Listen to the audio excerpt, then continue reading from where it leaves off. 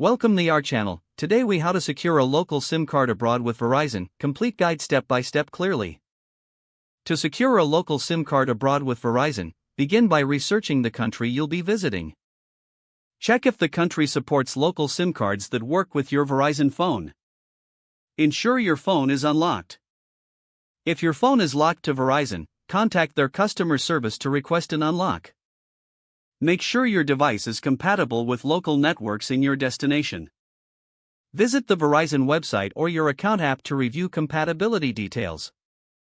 Once you arrive at your destination, locate a reputable mobile service provider. Look for stores or kiosks in airports, shopping centers, or tourist areas. Ask about local SIM card options and pricing.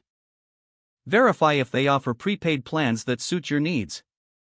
Provide your passport and any required identification when purchasing the SIM card.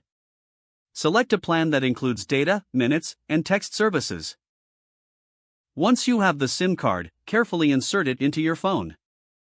Follow the instructions provided to activate the SIM card. Make sure to configure the APN settings if necessary. You can typically find these settings on the mobile service provider's website. Test the connection by making a call or using mobile data. Keep the original Verizon SIM card in a safe place. Monitor your usage to avoid overage charges on the local plan. If you encounter issues, reach out to the local provider for assistance. Enjoy your travels while staying connected.